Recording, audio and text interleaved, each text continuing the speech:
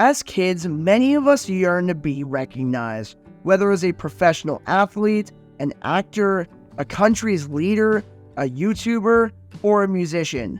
Yet a multitude fail to achieve those dreams and ultimately pivot towards different aspirations within a career. However, for some, they manage to accomplish those aspirations. But once all of those dreams are realized, how does one handle that fame? Managing it can be exceptionally challenging, especially at a younger age.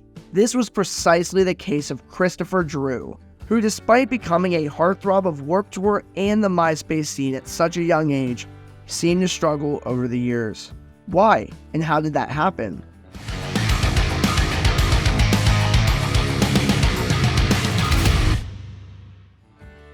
What's going on, everybody? Welcome back to the No Skip Show.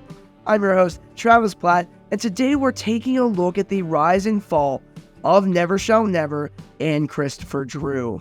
Did you know that 99% of you aren't subscribed? Well, we're a brand new channel looking to reach 1,000 subscribers, so please be a part of our goal and subscribe and click the notification bell to keep the record spinning. Without further ado, let's go and jump right into the video. Nevershoutnever, led by vocalist, songwriter, and artist Christofer Drew, became a household name within the scene from the late 2000s to the early 2010s, producing remarkably memorable songs such as Trouble, Happy, and Can't Stand It. If you got it all figured out, then what is there to shout about? However, after those hits, the band experienced quite an erratic career trajectory, marked by multiple breakups, controversies, misconduct allegations, and ultimately fading into obscurity. To comprehend why this occurred, we have to first take a brief history lesson on the project's frontman. That dude is a fucking pansy, dude. Fuck that nick.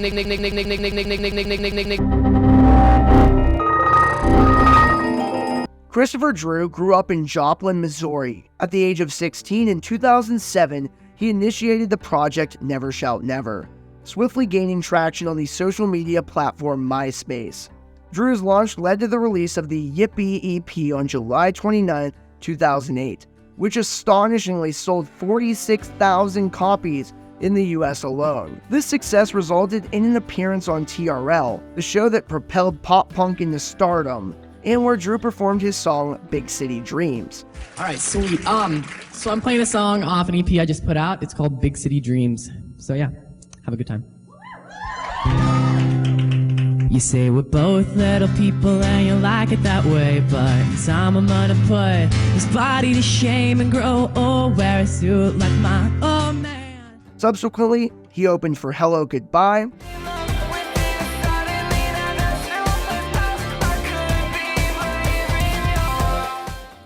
catapulting the then 17-year-old to a promising future despite crafting exclusively cute and sweet nursery rhyme-esque songs that appealed to a younger audience. Throughout 2009, Nevershoutnever was touted as the next big sensation, opening for Forever the Sickest Kids, That's right, what do you want from me? I get the feeling we're on to something. I say jump and you start jumping. and The Cab. Your words just give me time to give you a waste of time. Along with participating in the Bamboozle Roadshow 2009, sharing stages with the likes of Fall Out Boy, Going down, round, and sugar will going down swinging. I'll be your number one. 50 Cent, Go shorty, it's your birthday. We gon' party like it's your birthday. We gon' sip Bacardi like it's your birthday. All Time Low, So I got your picture coming with you, dear Maria, count me in. There's a story out the and LMFAO. baby, gon' make you lose your mind. Yeah. We just wanna see you. Shake that. To bolster these significant opportunities, Drew released the Me and My Uke EP in the same year, featuring his biggest hit, Trouble, I've been playing too much guitar, I've been listening to jazz. I call so many times, I swear she's going mad. which transcended beyond the Warped Tour scene. This track peaked at number 5 on the Hot Singles charts and became RIAA certified gold in 2012. This triggered a colossal bidding war to sign Never Shout Never, Drew eventually settling with Warner Brothers Records, under the condition that he oversees his own section of it, Loveway Records. This collaboration led to the release of the Summer EP, headlined by On the Bright Side and Happy, which also sold 46,000 copies, solidifying Drew's staying power. And you feel like you may fall. Just look on the bright side, you're roughly 6 feet tall. During this period, Drew sought to create a more experimental project, thus launching the experimental metal and deathcore project Eat Me While I'm Hot from 2009 until 2012, ultimately disbanding in 2019 after rebranding to Eat Me Raw.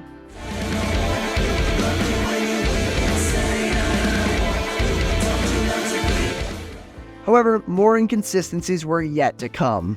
While still dedicated to Never Shout Never, Christofer Drew unveiled his inaugural full-length album, What Is Love, released on January 26, 2010. This piece being produced by Butch Walker, renowned for producing albums for Fall Out Boy, Pink, Panic at the Disco, and Weezer. This album incorporated tracks from previous EPs with updated production. Subsequently, Drew headlined the 2010 Vans Warped Tour.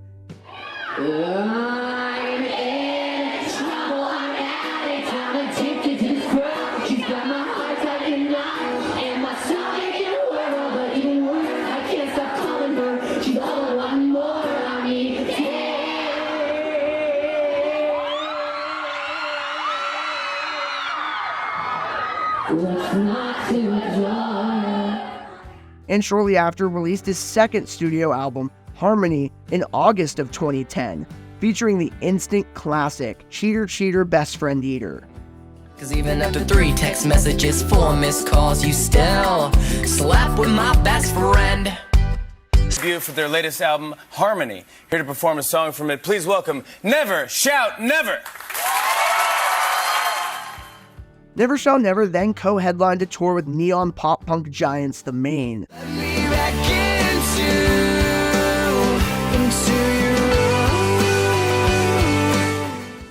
Releasing a live split EP with them. Following this, he released his third album, Time Travel, on September 16, 2011. This release showcased a more pronounced full band sound, steering towards psychedelic rock influences compared to the earlier tongue-in-cheek approach, marking what seemed to be the beginning of the end.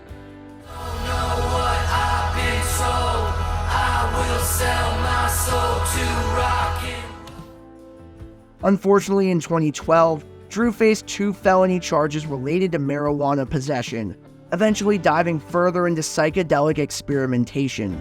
Around this time, Christofer Drew appeared to develop a noticeable ego, very evident in an interview with YouTube interviewer Bryan Stars in June of 2012. Despite Bryan's unconventional interview style, roses are red, violets are blue. Shut the fuck up. Shut the fuck up. which garnered mass criticism on YouTube and mockery that persists to this day, both parties appeared ludicrous in the interview, culminating in Bryan Stars breaking out in tears by the end. I gotta ask, because I drove 7 hours for this interview, but are you mad at me because of the Rest in Peace Never Shout Never video, or that one in particular? Dude, I'm not mad at you, man. I just, I like people being real, and I like people, Well, I honestly... It seems like you are trying to make a mockery of all the bands that you're interviewing, and really we're, especially whenever somebody's passionate and being true to their art and true to their heart, I mean, making a mockery of that, dude, it's really blasphemous. I think that's, how? What am I doing? I mean, just these questions are ridiculous, dude. We don't really want to talk about this type of things. We want to talk about our art and what we're doing. We're in the studio right now, and that's what we've been doing, and that's what we want to talk about, is because this is a music interview, and we are musicians. To be fair, though, I have put my passion and my heart and soul and traveled all over the country and poured thousands of hours of my time into this. I've interviewed hundreds of bands, and every other artist I've had on the show loves being on the show. And the interview we did, your fans love. You should read the comments. That was really great. No, I saw the interview and I thought it was super amazing, but There's similar questions. Yeah, but the thing is these guys don't appreciate questions that are bullshit, because these guys are real musicians. I don't know if you know that. And it seems like all the focus is on me too whenever this is a 3-piece band, and I don't appreciate that because it's awkward for me. I've asked him 2 questions and he hasn't given me an answer. I feel like he just kind of lied to me to trying to make a fool out of me or something, you know? Later, Drew allegedly attributed the bizarre interaction to LSD use. Yet, such incidents tarnished the reputation of all involved. While Bryan wasn't entirely blameless, given that he is a clown, Chris also projected a pretentious demeanor. Nevertheless, Drew and company seemingly silenced critics with their critically acclaimed album Indigo, released on November 13, 2012, featuring tracks that explored a psychedelic indie pop direction, noticeably the title track. Hidden up my sleeve, spend the night with me, then you know what I mean. I got 69 problems, but a witch ain't one. Speaking of heading into a certain direction, why don't you head down to the subscribe button, and also while you're at it, click that notification bell to keep the record spinning for daily music content. We're also super busy on social media like Facebook, YouTube, Instagram, TikTok. All of those will be in the description and in the pinned comment. Let's jump back into this video. Throughout the project's lifespan, Never underwent numerous lineup changes. The addition of Ian Crawford, formerly of Panic at the Disco in 2014, infused the band with a grander, more robust approach, culminating in their subsequent album Black Cat. With a robust but direct pop rock approach, the album showcased singles like Hey We Okay,